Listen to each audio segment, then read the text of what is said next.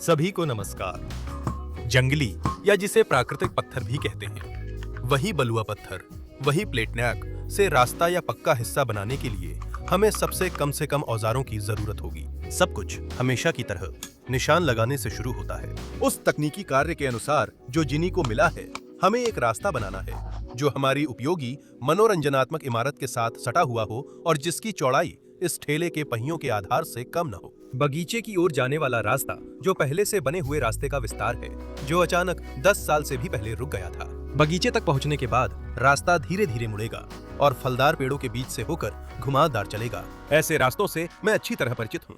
हम इन्हें 2000 के दशक के दूसरे हिस्से से इस्तेमाल कर रहे हैं, इसलिए मुझे इनकी अलग अलग किस्मों के फायदे और नुकसान दोनों पता हैं। और उम्मीद है अब मैं इस मामले में सलाह देने लायक हो गया हूँ। पहला विकल्प महंगा और मेहनत वाला है। रास्ता जो प्राकृतिक पत्थर को मजबूत प्रबलित कंक्रीट के आधार पर बिछाकर बनाया जाता है। फायदे की बात करें तो इसमें आप 1.5 से 2 सेंटीमीटर मोटाई वाला पत्थर इस्तेमाल कर सकते हैं। रास्ते के बीच से घास नहीं उगती, लेकिन हमारे बेलारूसी मौसम में, जिसमें ठंड के मौसम में कई बार जमने और पिघलने के चक्र होते हैं, 10 साल से ज्यादा समय तक खड़ी रहने के बाद ये रास्ता अब मरम्मत की जरूरत में है। घर के चारों ओर की पक्की पट्टी और प्लिंथ पर लगे पत्थर की हालत बेहतर है, उस पर बारिश कम पड़ती है। घर के निर्माण के समय की पुरानी फुटेज हमें इस प्रक्रिया की बहुत अधिक सामग्री खपत की पुष्टि करती है।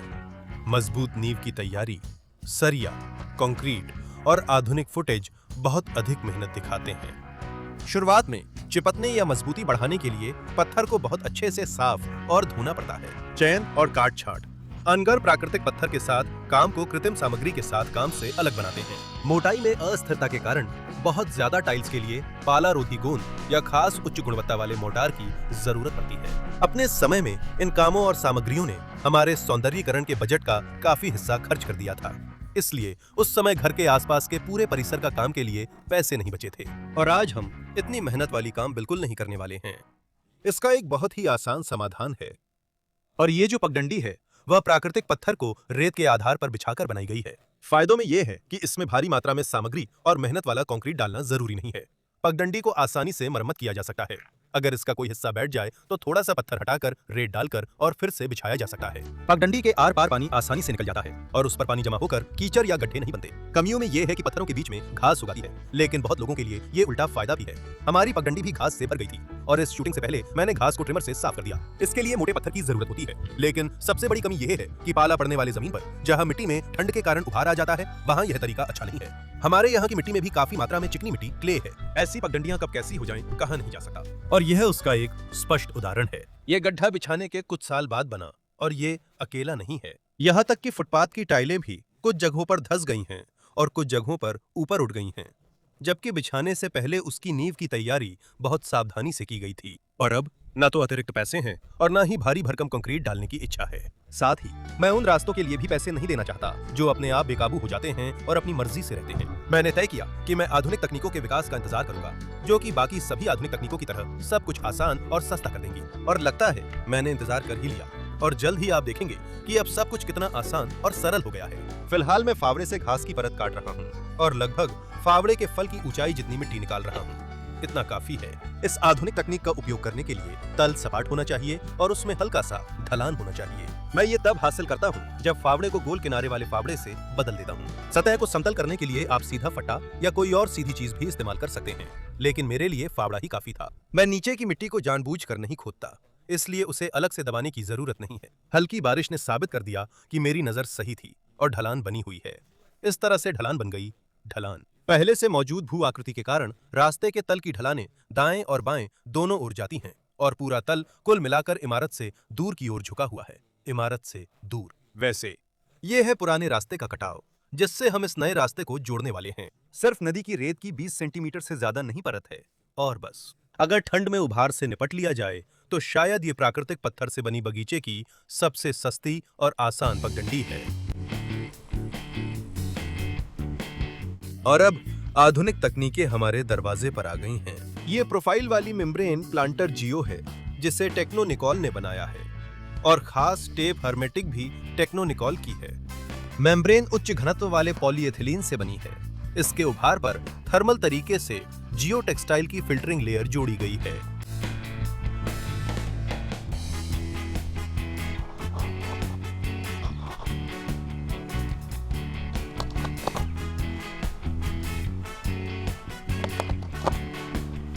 रोल की चौड़ाई 2 मीटर और लंबाई 15 मीटर है।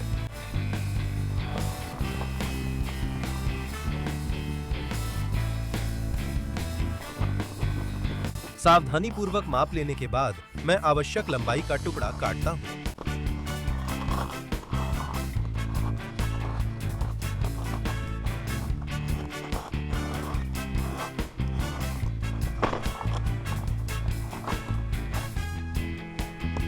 और चूंकि हमारी पगडंडी बहुत चौड़ी नहीं है, इसलिए मैं प्लांटर जियो को लंबाई में भी काटता हूँ। ये साधारण कटर से बिना किसी परेशानी के कट जाता है।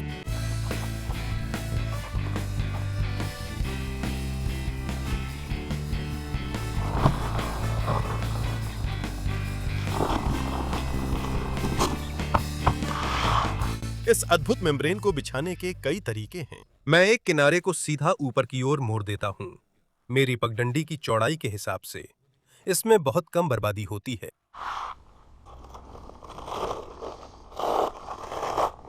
तकनीक के अनुसार चादरों को आपस में जोड़ने के लिए उभारों की 4 कतारों जितना हिस्सा एक दूसरे पर चढ़ाना होता है और मजबूत फिक्सिंग के लिए हमें सीलिंग टेप की जरूरत होगी।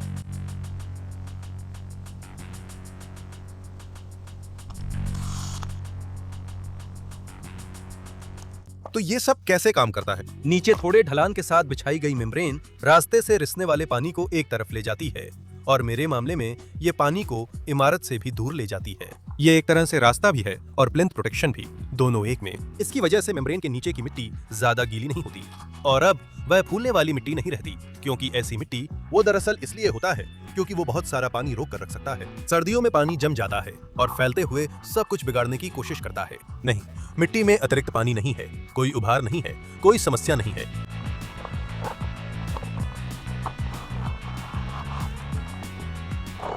चिपचिपी चिपकने वाली। और ताकि सब कुछ पूरी तरह से मजबूत हो जाए, हम डबल साइडेड टेप का भी इस्तेमाल करेंगे।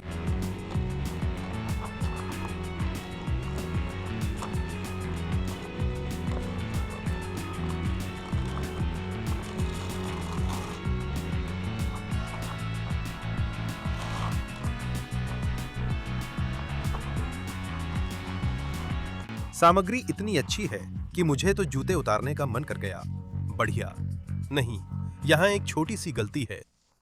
अब सब कुछ बढ़िया है। इंटरनेट पर इस सामग्री को बिछाने की मास्टर क्लासेस देखकर मैंने देखा कि मास्टर लोग बिना किसी दया के अतिरिक्त प्लांटर को काट देते हैं ताकि निकला हुआ जियो टेक्सटाइल ऊपर की तरफ मोड़ा जा सके। हमारे यहाँ बेलारूस में कुछ समय पहले ही बचत का वर्ष मनाया गया था और उससे सीख लेकर मैंने तय किया कि अपनी संरचना में अपना जियो टेक्सटाइल जोड़ दूं, जो मैंने अपनी पत्नी से उधार लिया था। इस तरह प्लांटर ज्यादा और महंगे हिस्से के लिए भी काफी रहेगा और पत्नी को शायद पता भी न चले, कम से कम वसंत तक तो बिल्कुल नहीं। कितना अच्छा हुआ कि मैंने जूते उतारने का फैसला किया। मैंने जमीन भी लगभग नहीं लाई और टेप साफ कपड़े पर बहुत अच्छे से चिपक जाती है। मैं जो जियो टेक्सटाइल जोड़ रहा हूँ वह पानी को प्लांटर के साथ बहकर निकलने से नहीं रोकेगा, लेकिन यह उपजाऊ मिट्टी को उस रेत के साथ मिलाने नहीं देगा जिससे मैं सब कुछ भर दूंगा। और नदी की रेत साफ रहते हुए सतह से पानी को आसानी से झिल्ली तक पहुंचने देगी और रास्ते पर पानी नहीं रुकेगा, जिससे वहां पानी का जमाव नहीं होगा। प्लांटर जियो पानी की निकासी कैसे सुनिश्चित करता है? इसके उभार जियो टेक्सटाइल को झिल्ली की बड़ी सतह से छूने नहीं देते और यह एक छलनी की तरह काम करता है जो रेत को रोकता है और पानी को गुजरने देता है, जो प्लांटर में उभारों के बीच से किनारे की ओर बह जाता है। इसीलिए तल में ढलान की जरूरत होती है। हर मेफ्ट चीज सरल होती है, लेकिन उस पर बिना जूते के चलना बहुत सुखद होता है। संभव है अगली पगडंडी में एक ही प्लांटर जियो से बनाऊंगा। मैं रेत उसी छुपी हुई जगह से ले रहा हूँ जिसे मैंने ऐसे ही कामों के लिए निर्माण के समय तैयार किया था। ऊपर से ये इतना साफ नहीं है, आगे ये बेहतर होगा। सिर्फ 2-3 रास्तों के लिए पूरी गाड़ी खरीदना हमारे तरीके का नहीं है। फिर यह समस्या आएगी कि अतिरिक्त चीजों से कैसे छुटकारा पाएं, और आसपास सब कुछ पहले ही बन चुका है और बोरी में रेत तो बस दिखावे के लिए है। असली रेत यही है। मैं सब कुछ अच्छी तरह से पानी डालता हूँ ताकि यह अच्छे से सघन हो जाए और बाद में कम दबाना पड़े।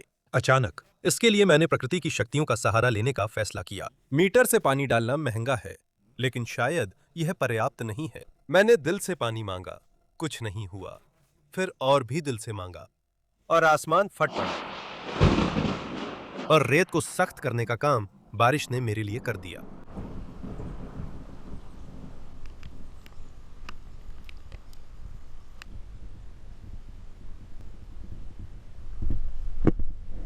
आगे छुपाकर रखी गई रेत अब सबसे बेहतरीन किस्म की निकलने लगी और अगले 4 दिनों तक आसमान कभी कभार के छोटे विरामों को छोड़कर लगातार बरसता रहा। मैं तो उनसे रुकने की गुजारिश करने ही वाला था, लेकिन 5वें दिन बारिश रुक गई। प्रकृति के मिजाज तुरंत ही बहुत ज्यादा महसूस होने लगते हैं जब आपको बाहर काम करना हो, चाहे वो घर बनाना हो या बगीचे की पगडंडी बिछाना हो। प्राकृतिक पत्थर का चुनाव भी उतनी ही सावधानी से करना चाहिए ताकि दलाल आपको घटिया किस्म का परतदार और हाथ में टूटने वाला पत्थर न थमा दें। और अगर आप सबसे सस्ता खरीदना चाहते हैं तो मैं आपको एक आसान तरीका बताता हूँ। जब पत्थर की जरूरत सिर्फ एक रास्ते के लिए नहीं बल्कि बहुत बड़े इलाके को बिछाने के लिए थी तो हमने उसे सीधे खदान से खरीदा था। मैंने हमारे ट्रक ड्राइवर को ढूंढा जिसने रोस्तोव क्षेत्र से पत्थर खरीदा और उसे 1000 किलोमीटर से भी ज्यादा दूर सीधे मेरे लिए गोमेल क्षेत्र में पहुंचा दिया। और मैंने सिर्फ वापसी के किराए के लिए ज्यादा पैसे दिए क्योंकि रोस्तोव जाते समय वो अपना माल ले जा रहा था। स्थानीय कंपनियों से खरीदते समय भी आप ट्रांसपोर्ट का खर्चा और ऊपर से अच्छा खासा मुनाफा देते हैं। पुरानी फिल्मों में दिख रहा छोटा सा ढेर ये कम से कम 12 टन प्राकृतिक सामग्री है। इस बार पत्थर वहीं से खरीदा गया था। जब बेलारूसी कीमत पता चली तो जरूरी वर्ग मीटर नहीं बल्कि परिवार के बजट में तय की गई रकम को ध्यान में रखना पड़ा। इसी रास्ते के लिए मैंने उसे फर्श वाले तराजू पर भी तौल लिया जब मैंने काफी पैसे देकर मंगवाया गया छोटा सा ढेर देखा। कृपया मुझे अविश्वासी या बोर मत समझिए, बस मुझे लगा कि शायद कोई गलती हो गई है, लेकिन नहीं। पत्थर तो चालान में लिखे से भी करीब 10% ज्यादा निकला। दोस्तों, पत्थर सीधे रोस्तोव से मंगवाना चाहिए। नाप के लिए मैं एक रस्सी खींचता हूँ और रेत की सतह को अंतिम रूप से समतल करता हूँ। जो भी सीधा सामान हाथ में आता है उसी से मैं कोशिश करूंगा कि रास्ते की ढलान इमारत से दूर हो, इमारत से दूर। तकनीक का 100% पालन करने के लिए गोदाम के पीछे मुझे निर्माण के समय की अच्छी तरह से संरक्षित एक हाथ से चलने वाली टैंपर मिली। इसने कितना कुछ दबाया है।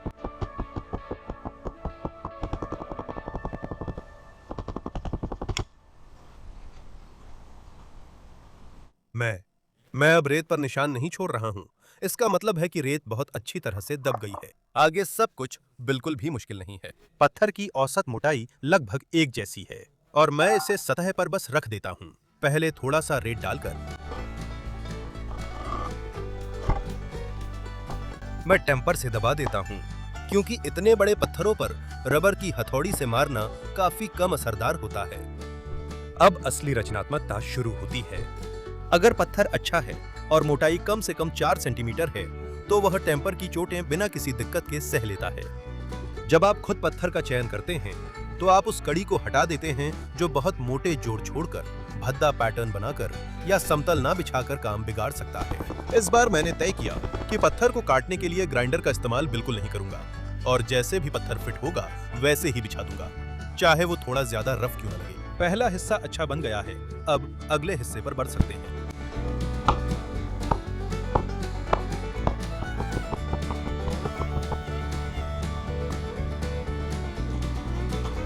अगर पत्थर बाकी पत्थरों से पतला है तो मैं औसतन उसमें थोड़ी ज्यादा रेत डालता हूँ और अगर वह मोटा है तो उसकी जगह से थोड़ी रेत हटा देता हूँ। मैंने कोशिश की कि पत्थर की मोटाई का लगभग आधा हिस्सा जमीन की सतह से ऊपर रहे ताकि रास्ते की सतह जमीन से थोड़ी ऊंची हो।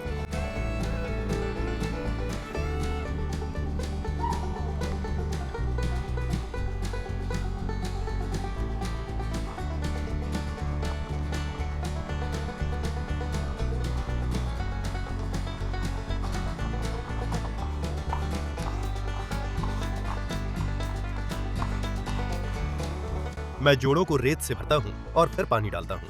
यहाँ ज्यादा पानी डालने की जरूरत नहीं है, बस इतना कि रेत बह न जाए, बल्कि वह पत्थरों के किनारों के नीचे जाकर उन्हें और अच्छे से फिक्स कर दे। मुझे लगता है ये ठीक ठाक हुआ है। मैं अतिरिक्त जियो टेक्सटाइल काट रहा हूँ।